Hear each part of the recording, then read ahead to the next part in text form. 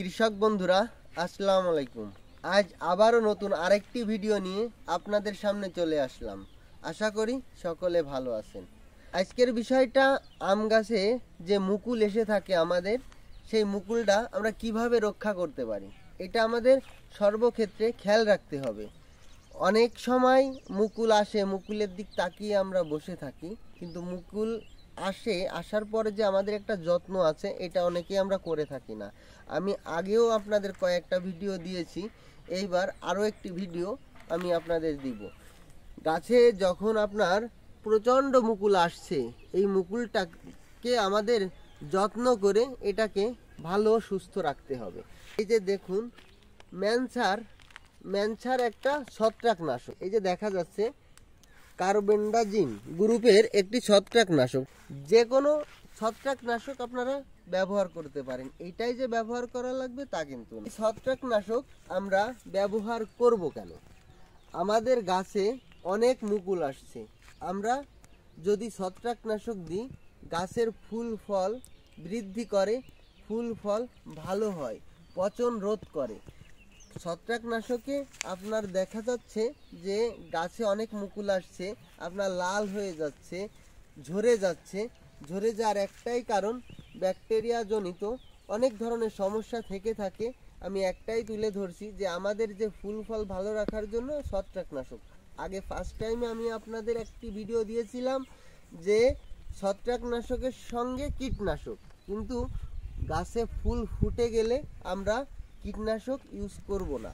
কীটনাশক ব্যবহার করলে আমাদের পরাগায়ন সৃষ্টি করতে পারবে না। আমাদের যে মৌ পোকে আসে যে আমাদের পরাগায়নটা সৃষ্টি করে, পরাগায়ন হলেই না আমরা ফল খেতে পারি।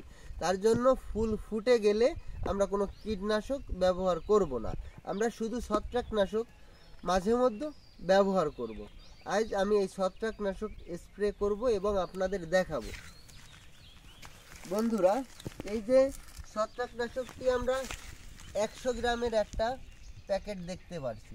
আমরা 2 লিটার পানিতে 1 গ্রাম দিব, এর থেকে একটু বেশি দিলেও সমস্যা নাই, কিন্তু 2 লিটার পানিতে 1 গ্রাম, তাহলে আমাদের কি হলো 100 গ্রাম। আমরা 100 গ্রাম ছত্রাকনাশক আমরা 50 লিটার পানিতে আমরা ব্যবহার করতে পারবো। আমি এইভাবে আমরা দেব। তাহলে বন্ধুরা আমরা ভিডিওটি দেখতে থাকি।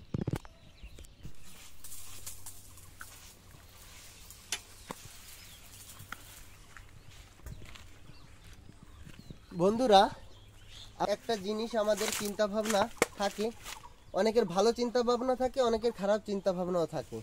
যেমন চিন্তা ভাবনার বিষয় গুরুত্বপূর্ণ একটি বিষয়, দেখা যাচ্ছে আমার বাড়ি অনেক আম গাছে মুকুল আসছে, পাশের আরেকটি বাড়িতে অনেক মুকুল আসছে, আমার বাড়ি একটা আমও হলো না। ওই বাড়ি কেন আম হলো?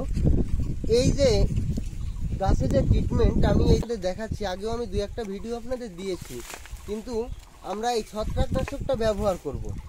মূল ব্যবহার করার একটাই কারণ, এখনের সময় দেখা যাচ্ছে ঘন কুয়াশা, হঠাৎ করে অনেক কুয়াশা থাকলে কি হয়, এই যে আমরা যে মুকুলগুলো দেখতে পাচ্ছি এই মুকুলগুলো পুড়ে যায়, লাল আকৃতির হয়ে মুকুলগুলো পড়ে শুকিয়ে এবং ঝরে যায়। তার কারণে আমাদের গাছে কোনো গুটি দেখা যায় না। তাহলে আমাদের এই ছত্রাকনাশকটা ব্যবহার করলে আমরা কি পাবো? ফুল ফল ভালো পাবো। দেখুন, এই যে লক্ষ্য করলে দেখা যাচ্ছে যে আমের মুকুল চলে আসছে। তাহলে মাঝে মাঝে আমরা সব সময় না পারলেও সপ্তাহে 1 দিন হলেও যদি ঘন কুয়াশার আক্রমণ থাকে, তাহলে আমরা গাছে সুন্দর করে ছত্রাকনাশক ব্যবহার করব। তাহলে আমরা যে কোনো একটা কোম্পানির ছত্রাকনাশক ব্যবহার করতে পারি।